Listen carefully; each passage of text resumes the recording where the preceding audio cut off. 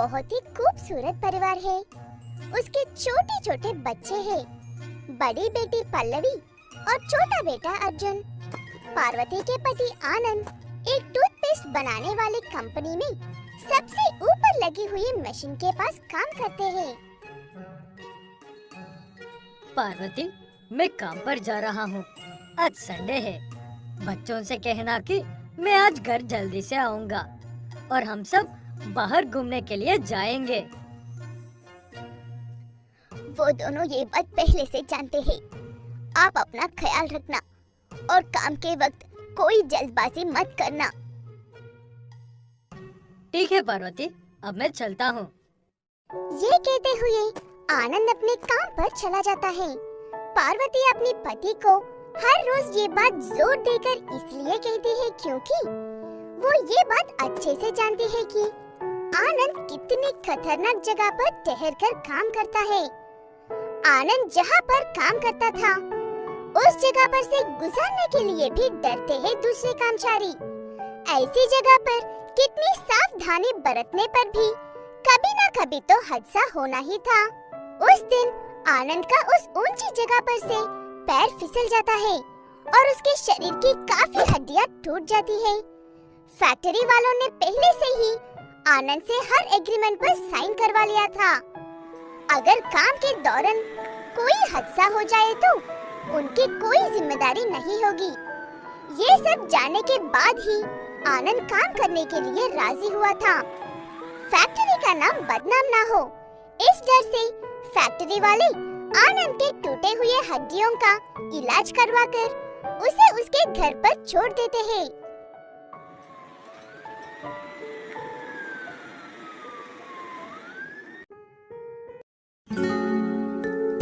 क्या हुआ है इन्हें? सुबह जब घर से निकले थे तब तो ठीक ही थे। काम के दौरान इन्हीं की गलती की वजह से इनका हादसा हो गया था। एग्रीमेंट के हिसाब से तो हमें सिर्फ घर वालों को ये बात पहुंचानी थी, लेकिन हम आपके पति का इलाज करके इन्हें घर तक लेकर आए हैं और फैक्ट्री की तरफ से ये कुछ टूथपेस्ट के पैकेट्स रख लीजिए। कोई क्षति नहीं, कोई सहानुभूति नहीं, बस कुछ टूथपेस्ट के पैकेट देकर फैक्ट्री वाले वहां से चले जाते हैं।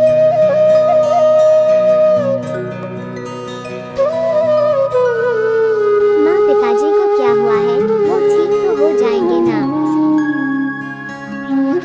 पिताजी को चोट लगी है बेटा, वो ठीक तो हो जाएंगे लेकिन उसमें थोड़ा वक्त लगेगा।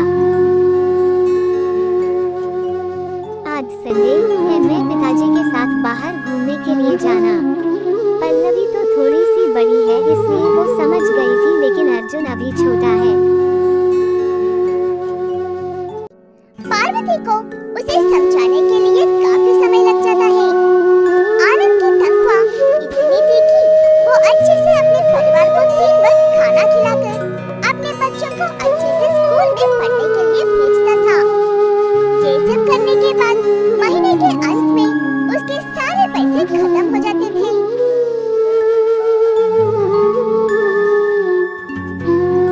पल्लवी बेटा, तुम अपने भाई के साथ खाना खा लो, मैं जाकर पिताजी के लिए दवाइयाँ लेकर आती हूँ। लेकिन माँ, आपने तो दोपहर का खाना ही नहीं बनाया है। सुबह का खाना होगा बेटा, तुम दोनों मेरे आने तक उस खाने से काम चला लो। आने के बाद मैं गरम गरम खाना बना कर दूंगी। ये कहते हुए पार्वती अपने पति के लिए दवाइयाँ खरीदने के लिए जाती है। वहाँ पर सिर्फ 1 हफ्ते की दवाइयाँ खरीदने पर पार्वती के सारे पैसे खत्म हो जाते हैं। यहाँ पर पार्वती का छोटा बेटा उसके आने का इंतजार कर रहा था, क्योंकि पार्वती ने उन्हें गरम गरम खाना बनाकर खिलाने का वादा किया था। माँ, आप आ गई? अब जल्दी से खाना बना कर दो, मुझे बहुत भूख लग रही है। सारे पैसे तो खत्म हो गए, अब खाना कहाँ से बना कर दूं? इससे पहले कि ये रोने लगा, मुझे कुछ करना होगा। ये कहते हुए पार्वती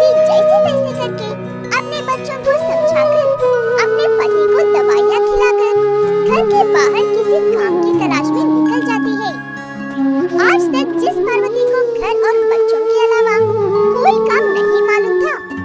आज वो दुनिया का हर काम करने के लिए तैयार है।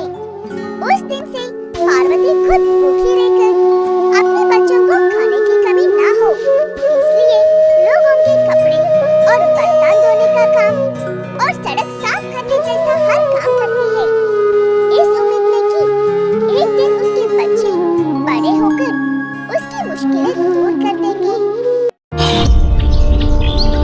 जादुई लहंगे का घर। कोयल अपने चाचा चाची के साथ रहती थी। जब कोयल 11 साल की थी तभी उसके माता पिता की मृत्यु हो गई थी। उसके बाद उसके चाचा चाची ने ही उसे पाल पोस कर बड़ा किया था।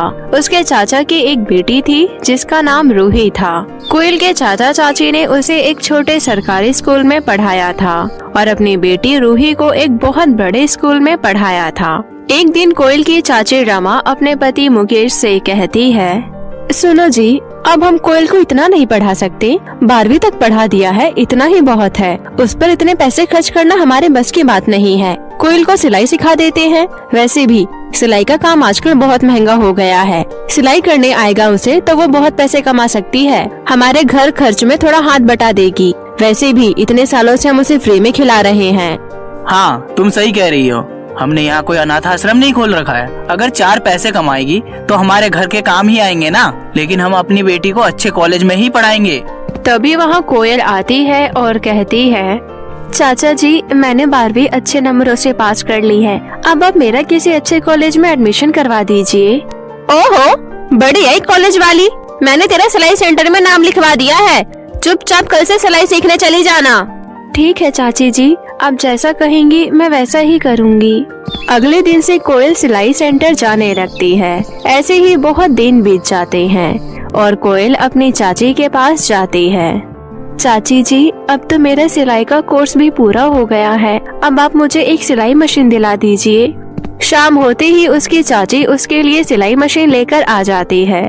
वहीं दूसरी तरफ उसका चाचा रूही का अच्छे कॉलेज में एडमिशन करवा देता है। लेकिन रूही पढ़ने में बिल्कुल होशियार नहीं थी और सारा दिन कॉलेज के आवारा लड़के और लड़कियों के साथ घूमती रहती थी। कोयल घर का काम करके अपनी दुकान पर चली जाती थी और कपड़े सिलने लग जाती है। कोयल के चाची और रूही किसी भी काम को हाथ नहीं लगाते थे। एक दिन रमा कहती है, देख, तू जितना भी पैसा कमाती है सब लाकर मुझे देगी। अगर तूने अपने पास कुछ